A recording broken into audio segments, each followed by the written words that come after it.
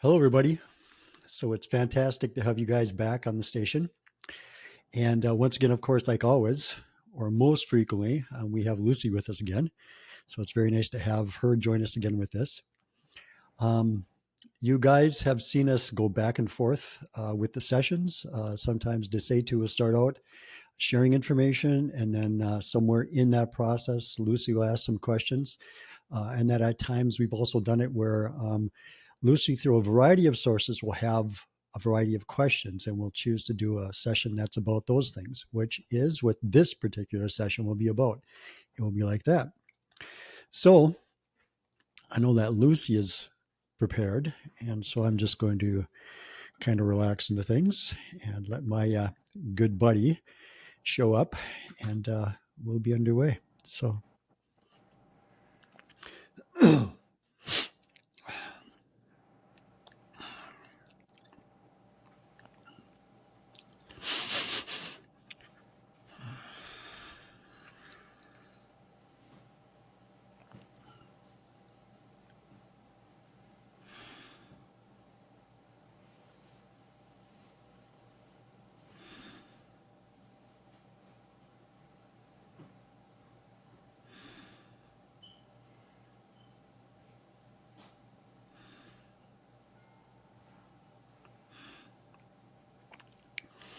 So once again, we would greet all of you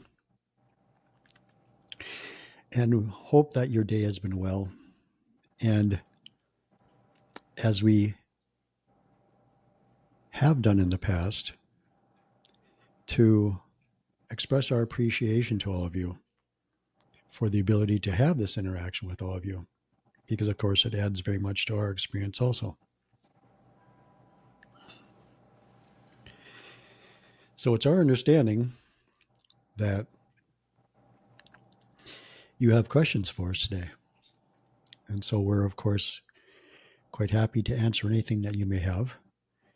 And so we will allow you to begin whenever you feel prepared to begin. Thank you. A friend has written in with a question about helpers in the non physical realm.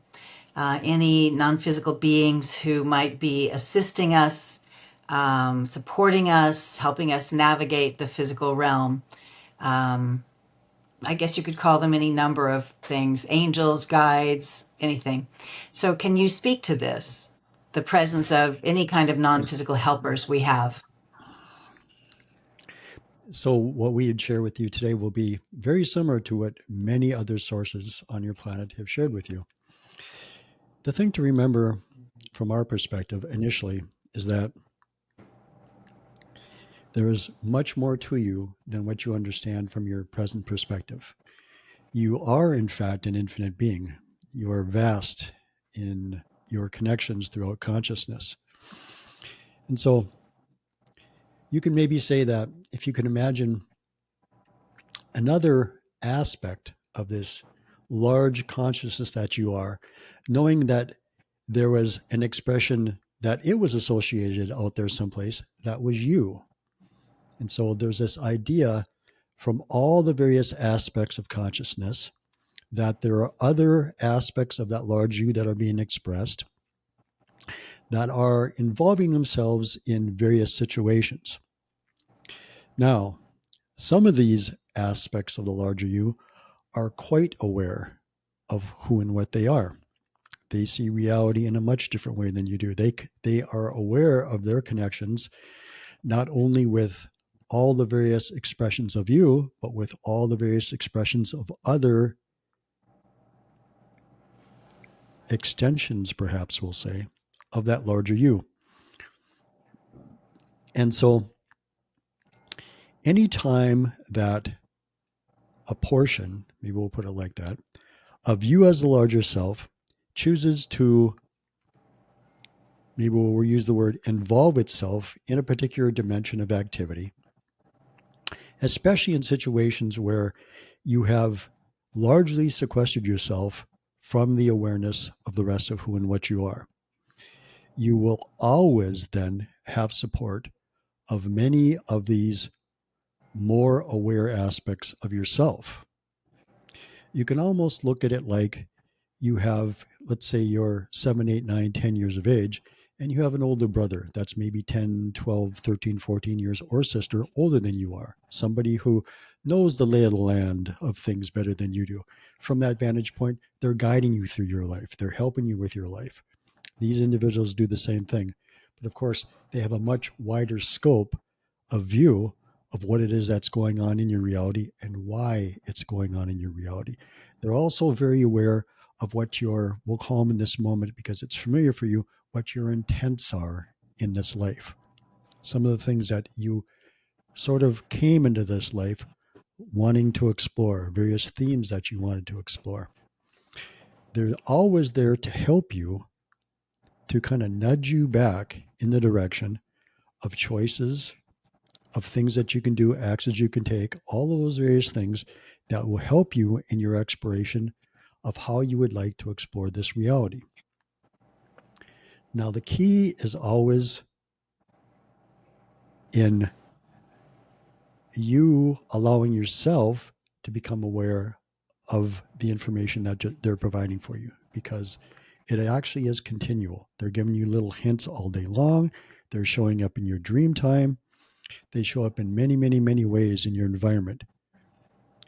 The more that you allow yourself to kind of key in to all those various things, whether it be intuition, impresses, impulses, maybe you spend a short time daydreaming all of a sudden, maybe your mind starts to wander when you're starting to do something, perhaps you're out in nature and you're feeling things shift and move there, maybe you're remembering dreams. You can see things. You may have a thought process going through your mind. And if you're starting to become aware, you can have a truck go past you that has a message on the side of the truck that is very associated with what it was that you were just going through your mind. You can walk past a couple that's moving down the sidewalk and they're having a conversation. What they're talking about is associated with what's going on in your mind. There's so many different ways that more encompassing you and those aspects of yourself, those helper portions of yourself, will send information your way to help to guide you in your exploration of what you're doing here. Now, what they don't want to do is they don't want to push you into various ways of doing things. What they want to do is they want to whisper in your ear. They want to give you perhaps little ideas about maybe what you can do. And then it's up to you to choose those ideas or not. They're not here to say this is what you need to do at this time. They're here to say this choice you may find to be an easier choice than this other one is. This choice you may find to be a little more fulfilling than this other choice is. But of course, it's always going to be up to you to make that choice. So they're always there. They're around everybody. And you have something to add in the moment.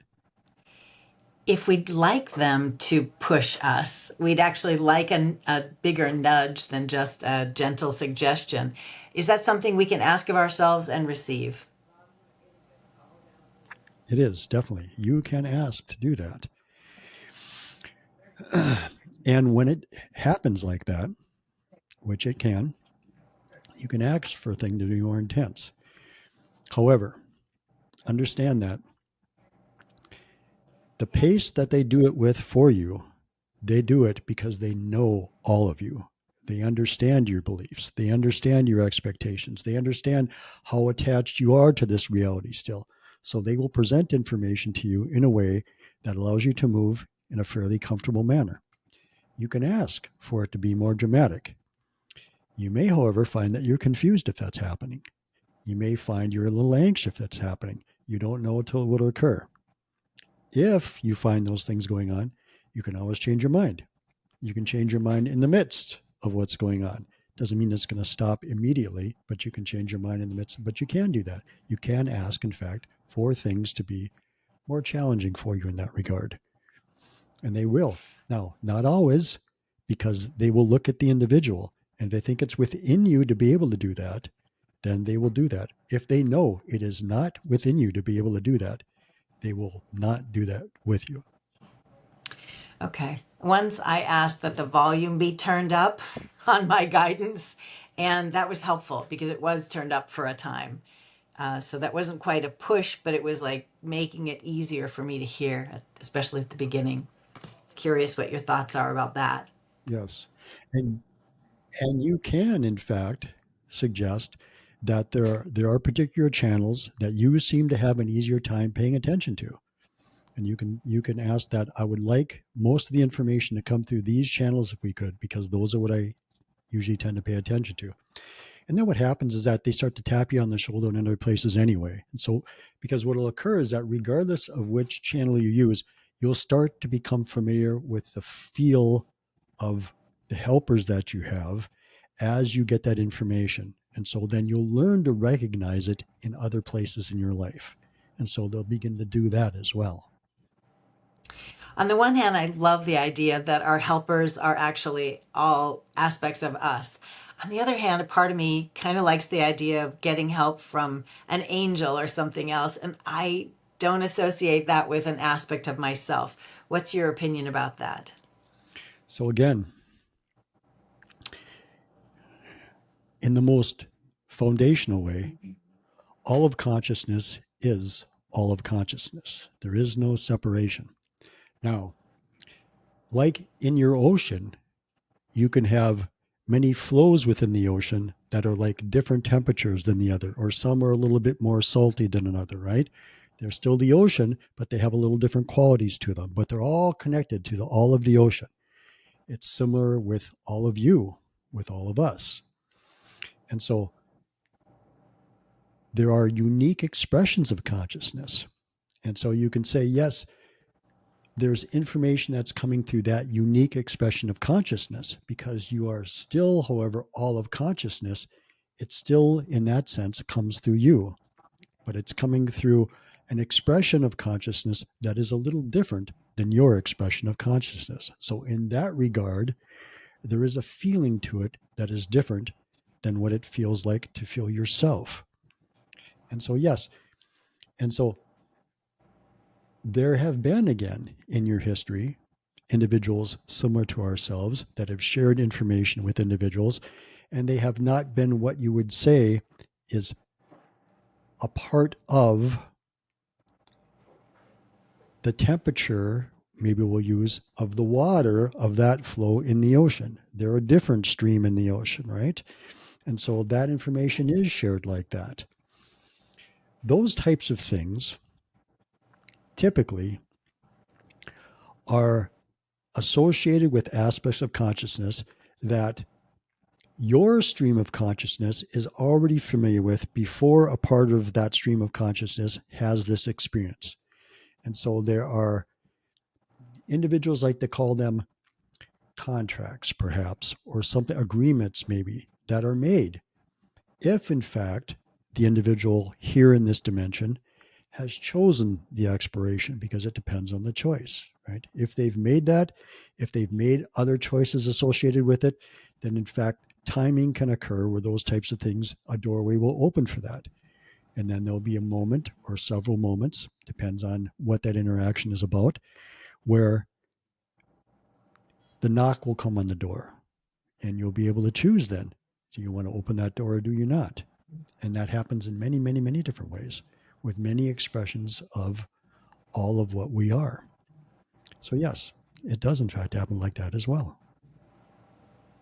What you have a tendency to do, of course, and this, of course, is quite natural, is because you're in this experience, because you know yourself in this form, there is a great tendency for you, regardless of how that energy shows up, for you to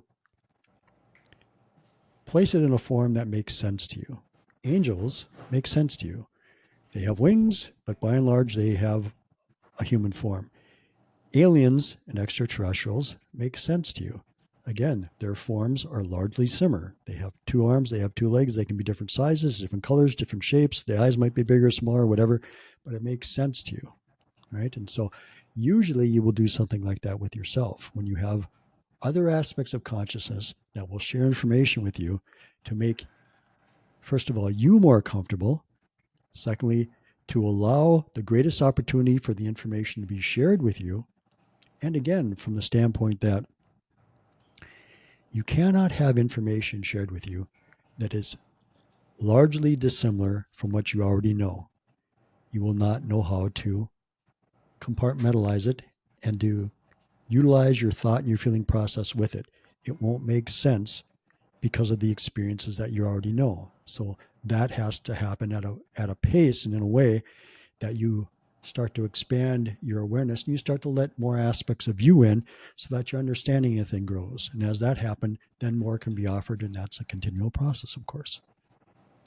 Is there an exercise that would help a person expand their experience or knowledge base about these other aspects, other dimensions, other beings that we haven't had any experience with or even imagination of? What are the ways to grow that base? The the most potent way is an allowance, to be open, first of all, to whatever might occur, because from your vantage point, you don't actually know what those connections could be. And so, an allowance for whatever connection is out there to happen. In that, it's worth your time also to pay attention to how how comfortable you actually are with all the various ways that that may show up for you. You may even, as an individual, you may even want to become familiar through whatever media it is of individuals that are interacting with various forms of that and see if you feel like you're attracted to that. How does that feel for you? And then, again, from the perspective of that you, we'll call it a future you in this moment, that already understands largely the pathway that you may be taking, what's going to be the most effective types of connections for you to have to move you on that pathway. Sometimes, frequently actually, from this perspective, you can have ideas about what you believe is the most effective way to proceed. Sometimes that can be close. Frequently, it's not. Frequently, the more encompassing you, because again, it sees the road already. It sees the movements. It sees the most probable choices and decisions that you're going to make, because it has that vantage point, and it will always participate with the connections that happen with you in that way. The ones that are invited in are the ones that will be effective for you when you're in the process of your journey. Okay, thank you. Are you wanting to talk about something? I do have a lot of other questions, but I'm curious if there's something that's up for you. In this moment, there's nothing that we would like to express apart from the flow that you have that's going on right now. So we feel that the questions will bring out and provide opportunities for us to express whatever we would like to within the context of what it is that you'll be asking. Super. Okay.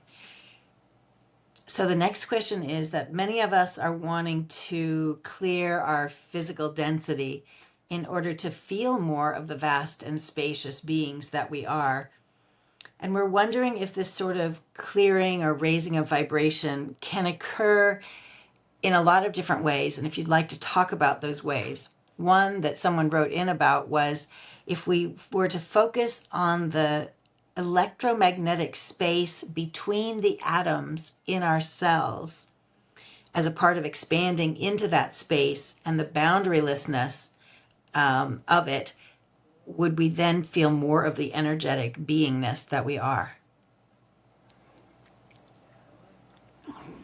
So we'll answer that in two ways. One is that, of course, there are, as you are well aware, there are many methods that you can use from this vantage point, meaning as a human being, to allow you a portal, shall we say, to allow you a method to connect with the rest of who and what you are. So if in fact using your imagination in that way, in that direction, seems like something that would be helpful for an individual, yes, you could in fact do just that. You can imagine that situation. You can imagine that by putting yourself in that place, imagine yourself in that place, that in fact you would have an easier access to the rest of who and what you are. and it would aid you in your exploration in that manner. At the same time, of course, you may also be aware that there really is no space between things at all. You believe there's space between you and the monitor. You believe there's space between you and the door. This, of course, is part of your exploration, the manner in which you set up your exploration. And so, of course, the idea then of a tiny space and what might be accessible in that tiny little space, again, because of the ideas that your sciences have put forward, makes sense to individuals. Now, again, you can use that. You get to choose how it is that you reach into the rest of who and what you are. Individuals do it, as you're familiar with meditation. Different individuals do it by going into nature. There's many, many, many ways that individuals do those things. That's as valid a way as any other way is as well. So yes, you can utilize a method like that if you would want to. Is it absolutely necessary? No, just like meditation is not absolutely necessary. That's like being in nature is not absolutely necessary. There's many different ways. There are individuals who come to that awareness of themselves and they've never walked amongst trees. And so it happens many ways. If it's something you're naturally drawn to, then it will more than likely be effective for you. So that is largely what our answer would be. If in fact you're drawn to the idea, if it has some energy behind it, then utilize that within your exploration. It may not always feel like that to you, but you may utilize it for quite some time. So for whatever length of time that it feels like it has that connective feel to you, you'll find benefit with it. Got it. So similarly, along the same lines of we are assigning the meaning to everything and we're utilizing whatever we like because we've assigned meaning to it as effective or helpful. I would perhaps place within that category the pineal gland, which there's a lot being said about it now, how it needs decalcification and activation in order for us to step into all that we are and see things as they truly are.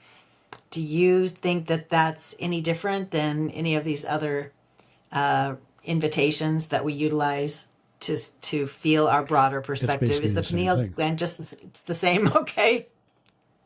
It is basically the same thing. If somebody was of the mind to, and they had access to some sort of scanning equipment so they could see if there was some of that was going on and how much was going on.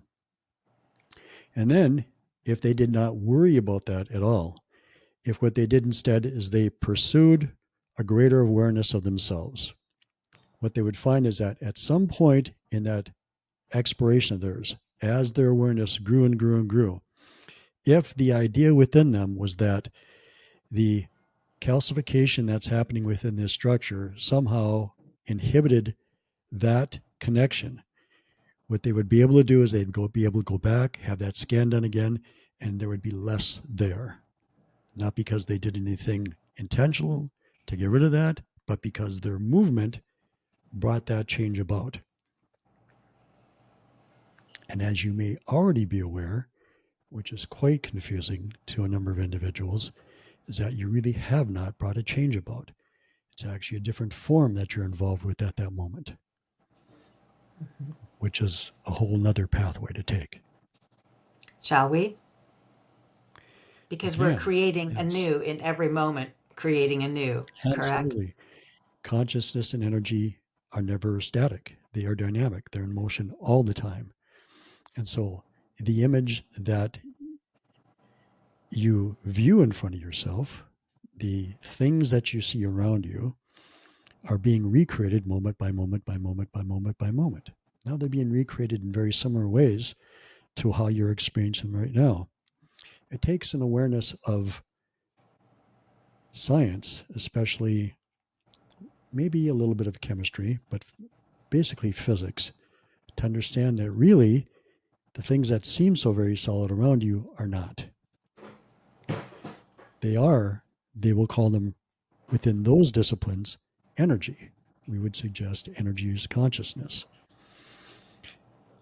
So when you change something, whether it's in your environment or whether it's in your body or whatever, it's not that you've made a change to the body that you had, it's that you are perpetually in a new body. And you're allowing that body, the new body, you're allowing the type of body that you associate with then to be different and to no longer have whatever it is to be manifest with it.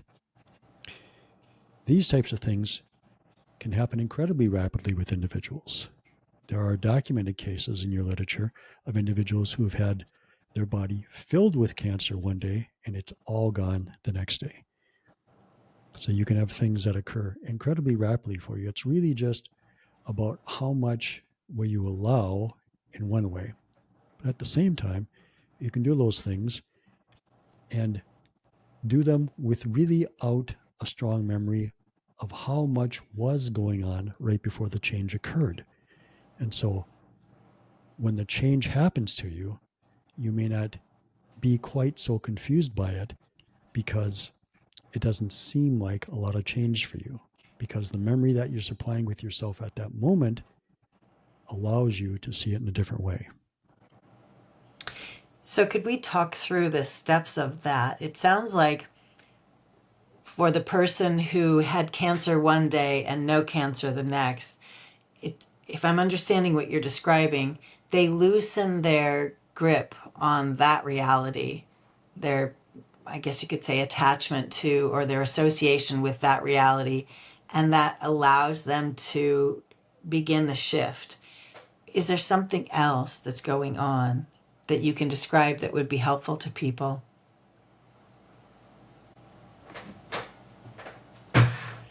It is two things primarily: the allowance and the desire. Mm. So,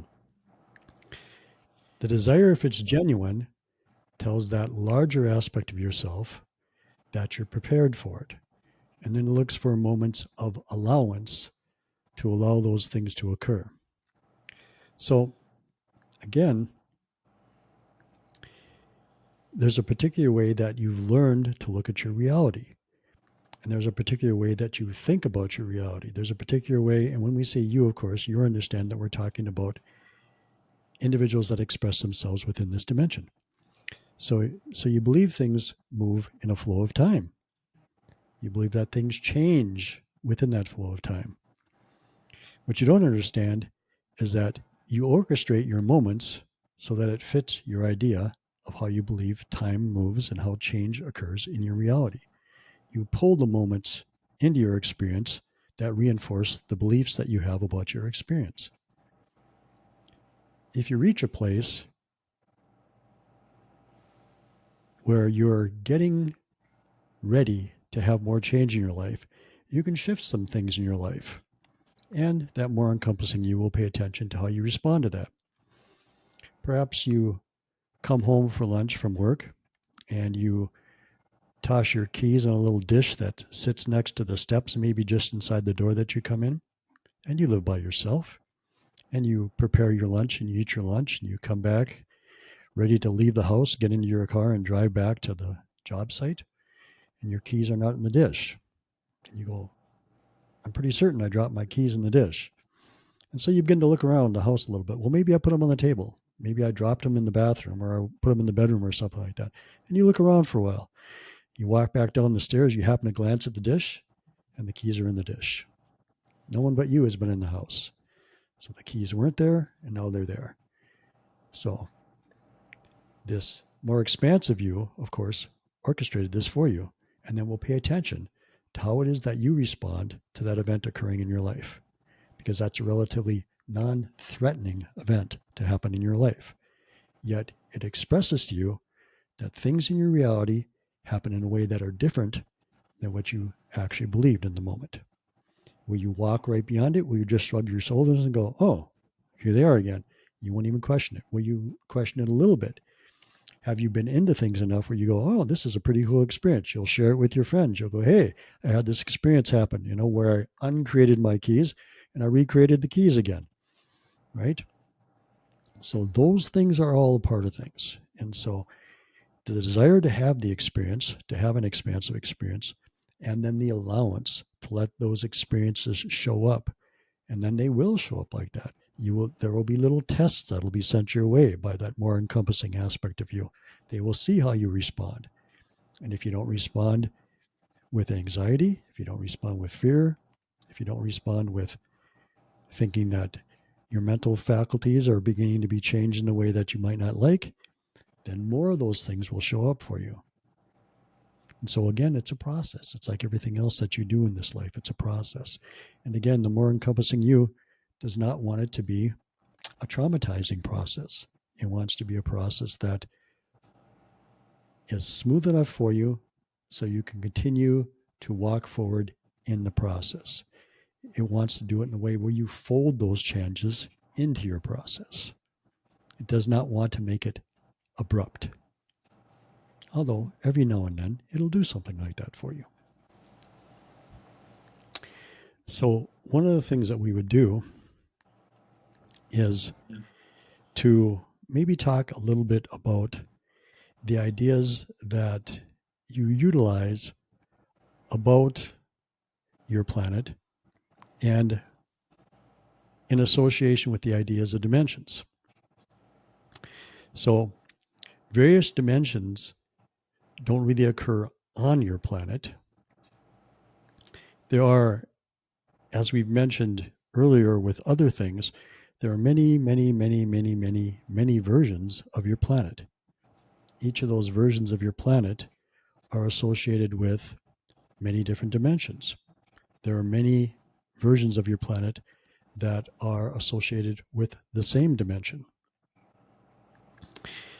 It allows you a flexibility of your creativity.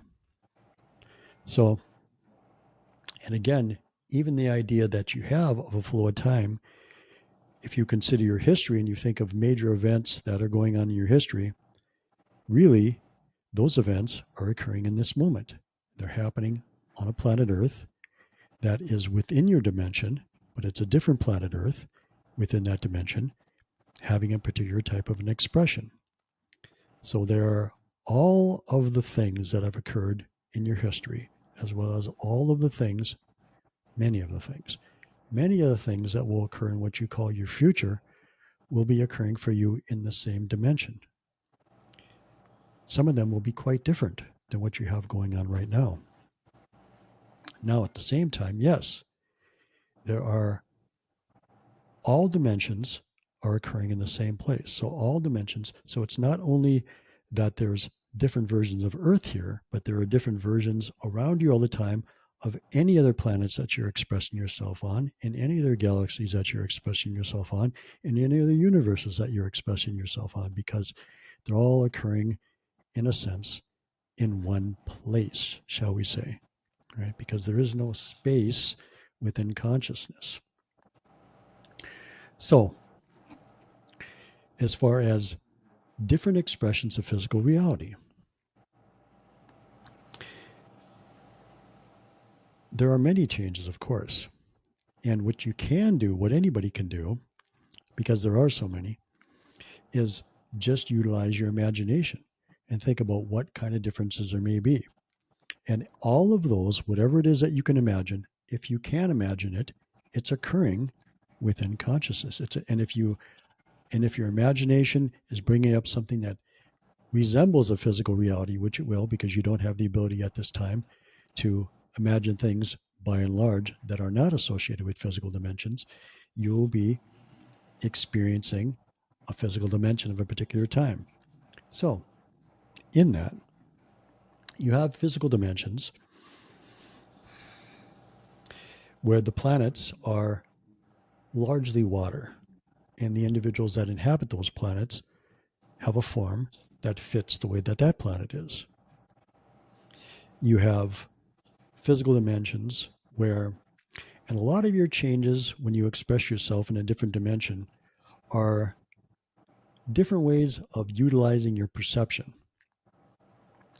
And so, because the ways that you utilize your perception is key, the environment that you create for yourself really follows how you're going to choose to express and utilize your perceptive mechanisms. It really isn't that you create an environment, a planet, shall we say, separate from how you're going to perceiving your environment. You do them both at the same time, actually. And so you have physical dimensions, and this will be quite difficult to understand because you're so used to this, where they do not use beliefs at all in their exploration of their dimension. We've suggested before that perhaps one of the ways that you could associate with is that if you can think of any subject matter and you mention something, if you mention, let's say, a building, and then whatever associations come in as you mention that building, then your mind will go to that. And then whatever associations happen, your mind will go to that. There are physical dimensions where they don't approach things through beliefs, they approach things through association. All of their existence is association followed by association, followed by association, followed by association. They don't approach their psychological environment the way that you do here with the belief systems that you utilize. There are no belief systems in that regard. They just follow the associations, and they don't, in that regard, label the association. They don't label it as good or bad or better or worse or any of that things. They don't believe that this association is true and that association is not true. None of those things are applied. And all these things are so very ingrained in your experience because it's the way that you constructed this particular dimension that it all seems very natural for you to do that. You choose the types of shoes that you do because you have certain beliefs. You choose the clothing that you do because you have certain beliefs. You choose to walk around with clothing on because you have certain beliefs. You choose to live in certain areas because you have certain beliefs. You choose jobs that you choose because you have certain beliefs, whether you go to school or not. Everything in your life is folded in to this particular facet of what it is and how it is you develop this particular dimension. It has an incredible effect on your experience here. So in other dimensions, they don't use those at all. In many dimensions, they don't use those at all. And there are some others that they do. And again, those types of things are the most impactful things because what you're doing is you're influencing your perceptive mechanism. And you're probably aware that it is your perceptive mechanism that actually pulls everything together to then form the experience that you're having for you. It's like, perhaps we'll say, the ultimate conglomeration of filters that consciousness uses to then express itself within your experience. So that's just a small taste of those types of things. But again, what we would suggest is that if individuals have those questions for themselves, to allow their imagination to provide them with those particular types of answers, because your imagination is always real. And by that, what we mean is that if it's in your imagination, it's occurring within consciousness. It's actually occurring within consciousness. So if you, what you want to do is imagine other physical dimensions, allow yourself to do that. Allow yourself to go into it in a very open and loose way. Allow whatever it is to pop into your mind, right? As the images and everything else that come with it. And you'll be good to get some of that flavor. And as you can perhaps then follow those themes, maybe day after day after day, and through a number of weeks, you'll find yourself more familiar with the feeling of the place and able to fall into that imaginative state with it more potently, so that those images and those feeling states, because you're going to get most of that information through the feeling states, because many of those dimensions might not present images that make sense to you here. You'll get symbolism, but the feeling state will come through in a little bit more of a understandable way for you. And so that would be a very potent thing for people to be able to do. Mm-hmm. And in the dimension where beliefs are not the foundational creative mechanism, is that a version, still a version of Earth, or an altogether different environment? It is a different environment of expression. Your Earth, by and large, you could consider, is the dimension. By that, what we mean is that all of the activity that goes on within your physical dimension is around, largely, this particular planet. It's because you've chosen it as the focal point for all of your activity.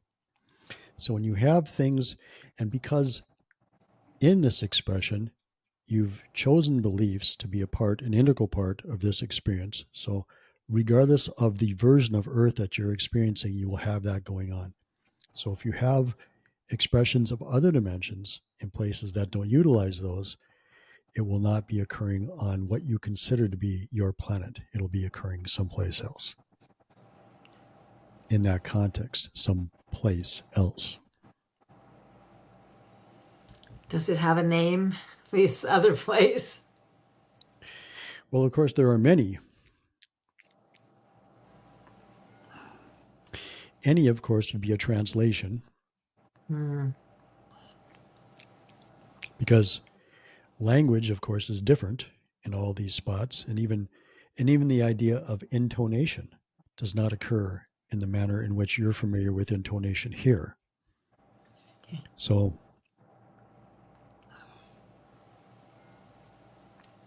there's a very short expression, K2, that is an expression that is very, very, very symbolic of a world that has expressions that are similar to what we've spoken about a short time ago. But it does not translate. It is if you tie the intonation of the name to the ideas that were conveyed, then they will tie you to the ideas. The ideas are tied to the energy of the experience. And so in that, it will be that connection that will help an individual to move down that road more than just the name in and of itself. Okay. Thank you. Final question is, there is a quote, and it's interesting, the person who wrote in with this quote couldn't remember who said it, so I apologize for not being able to attribute this to anyone. But the quote is, all shared ideas connect and form experienced reality. Can you comment on that? Yes, we would hardly agree. So you understand that your experience here is not, in that regard, a singular experience. It is a collective experience. And so we're going to put that on pause for just a moment. And now we're going to add something else. So your mobile devices or your cell phones at one point were an idea. And then through the participation of a number of individuals, that idea is now something that you can utilize. A house, as simple as this sounds, at one time was an idea. A wheel was an idea. Everything that you have in your reality was an idea. Your reality itself, from the perspective of that very large aspect of who and what you are, and all of the other flows of or streams of consciousness within consciousness, or many of them, this experience that you have was an idea from that perspective. And so in that, there are many, many, many, many individuals that come together to express an idea, and how that idea is going to be materialized, perhaps we'll say. And so, yes, in regard to the quote, any experience you had is a very multifaceted experience. It's, in fact, a multidimensional experience, because many times, even the dimensions that make no sense to you here, when you begin to have an experience that's being translated physically, will feed that experience. You will draw from other parts of yourself. You will draw from even other parts of, earlier in our conversation, we said you could consider to be somewhat non-self. You will draw from many places as you have your experience. it's never a singular experience. There is actually no such thing as a singular experience within consciousness. So any experience is always an experience that is collaboratively brought about by many aspects of self. So yes, the particular quote does in fact express how it is that you as consciousness create your experiences that you create. Thank you. Do you have any closing comments? The only comment that we would like to make at this point would be to continue to enjoy your exploration, whatever your exploration may happen to be. And when you run into those times where things seem a little more challenging for you, keep in mind that you have run into challenging situations before in life, and they always pass. You always tie them up. You always move on to something else. And they take various times to do that. So allow yourself to continue to enjoy your exploration. Allow yourself to get to know more of who you are through whatever your challenges are. And always look, we would suggest anyway, always look towards what you can do now with the new awareness that you have as you move deeper into your journey. So we would say that. Thank you so much. Thank you very much as well. And we will leave you until the next time.